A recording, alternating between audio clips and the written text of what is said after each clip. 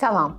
Bugün mən sizə yeni doğmuşlarda valideynlərin çətinlik çəkdiyi bəzi məqamlar haqqında kiçik bir məlumat vermək istəyirəm.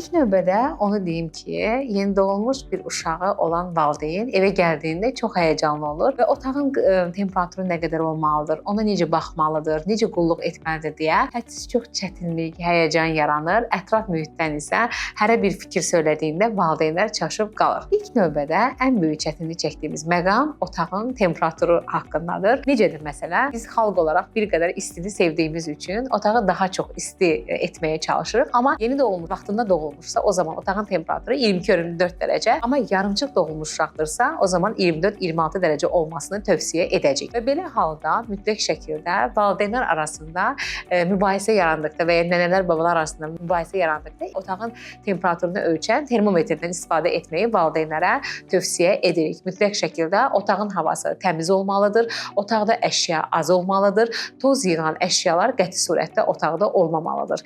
İkinci bir məsələmiz isə yeni doğulmuş bir uşağın çox adam olan yerə aparılması tövsiyə edilmir. Belə ki, çox adam olan yer, daha çox qarma-qarışıq, insanların çox olduğu yerlərdə yeni doğulmuş bir uşağın infeksiya qapma riski çox yüksəkdir. Bu da onun hər hansı bir xəstəliyinin çox şiddətli şəkildə keçirilməsinə səbəb ola bilər və belə bir deyim var ki, anadan keçən antitəllər və immunitet 6 aya qədər uşağı qoruyur. Uşaq heç bir halda xəstələnmir. Bəzi xəstəlikləri qoruya bilir, amma bəzi xəstəliklər var ki, onları keçirdikdə daha ağır bir formada keçirdə bilir. Çöldən gələn hər hansı bir şəxs varsa, içəri girən kimi uşağı qucağına götürməsi düzgün deyil. Mütləq şəkildə çöl paltarları, üst paltarları çıxarılmalıdır, əlləri sabunlamalıdır, təmiz halda uşağa doğru yaxınlaşmalıdır və əgər həmin şəxs xəstədirsə, heç bir halda onun yeni doğulmuş uşağa yaxınlaşmasını tövsiyə etmirik. Bəzi infeksiyalar var ki, hava damcı yolu ilə keçə bilər. Keçdikdə uşaq bundan çox narahat şəkildə bu infeksiyanı keçirdə bilər. Bundan başqa yeni doğulmuşu çimizdirmək bir qədər valideynlərdə qorxu hissiyatı yaradır. Belə bir fikir var ki, əgər uşaq çimsə, uşaq xəstələnəcəkdir. Əslində çimmək bizim yaşam həyatımızın müəyyən bir hissəsidir. Yatdığımız kimi, yediyimiz kimi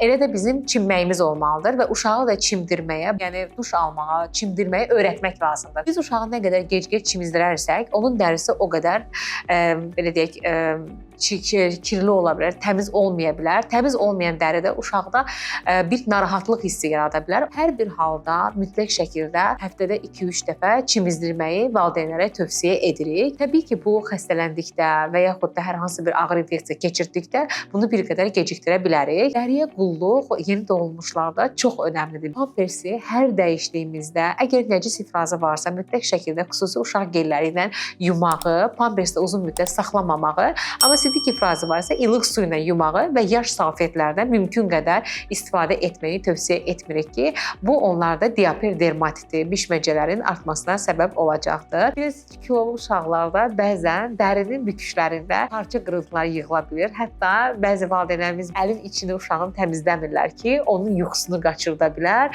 40 günə qədər uşaq çimməməlidir ki, yuxusu qaçar, xəstələnə bilər. Elə bir el deyimlərindən istifadə etməyin, əlin içində təmizləyin. 40 günə qədər həftədə 2-3 dəfə də çimizdirin ki, uşaq suya, banyoya öyrəşsin. Ən son halda qeyd etdiyim məsələ havaya çıxarılmaqdır. Burada da necə biz yatırıq, necə yeyirik, necə çimirik, elə də uşağın mütləq şəkildə yaşam tərzinin bir hissəsi onun havaya çıxması olmalıdır. Orada da belə bir anlam var. Uşağı havaya çıxartmayın, uşaq xəstələnər. Əgər biz təmiz havaya uşağımızı, körpəmizi çıxardırıqsa, çox adam olan bir mühit deyilsə, təmiz havadırsa, təbii ki, burada çoğun, çox aşırı soyuq olarsa, təbii ki, belə havalarda biz məsləhət görmürük. Çox sürətli külək olarsa, məsləhət görmürük. Amma təmiz, küləksiz bir havada mütləq şəkildə yeni doğulmuş bütün körpələr qışda bir dəfə, yayda isə 2 dəfə mütləq şəkildə havaya çıxarılmalıdır.